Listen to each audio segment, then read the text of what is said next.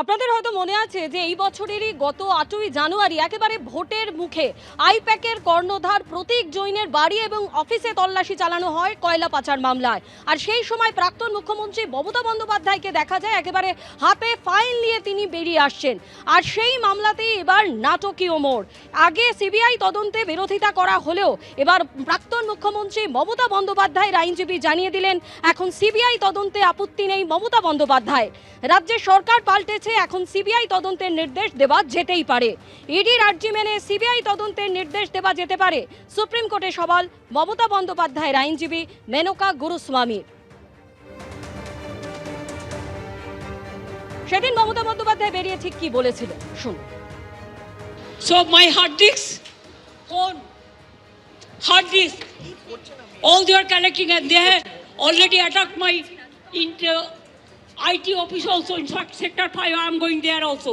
He raided my IT sector office to collect all of our party hard disk, the candidate list, the party strategy, the party plan. Is it the duty of the ED and Amit Shah? পরিস্থিতির কি বদল হয়েছে তা আমাদের দেখার বিষয় নয়। একজন মুখ্যমন্ত্রী ফাইল চুরি করছেন, কি তদন্ত হবে নির্দেশ দিক কোর্ট। কি তদন্ত হবে একজন অভিযুক্ত কি ঠিক করে দিতে পারে?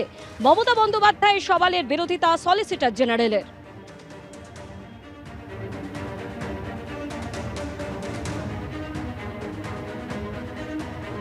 সিবিআই তদন্ত বন্ধ করার জন্য, ইডির তদন্ত বন্ধ করবার জন্য মানুষের দেহ করের কোটি কোটি টাকা খরচা করেছে অতীতের তৃণমূল সরকার। আর সরকার পরিবর্তন হয়েছে, জনাদেশ তাদের রাজনৈতিক অবস্থানের বিরুদ্ধে গেছে। এখন ঠেলার নাম বাবাজি। এখন বলছেন সিবিআই তদন্ত হোক, যার বিরুদ্ধে অভিযোগ ফাইল ছিনতাইয়ের সে ঠিক করে দেবে, সে পরামর্শ দেবে যে কোন সংস্থা তদন্ত করবে।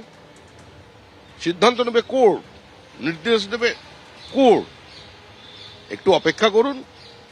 পরিস্থিতি যা তৈরি হয়েছে এখন চারিদিকে, তাতে কিছুদিনের মধ্যে উনি জয় শ্রীরামও বলবেন।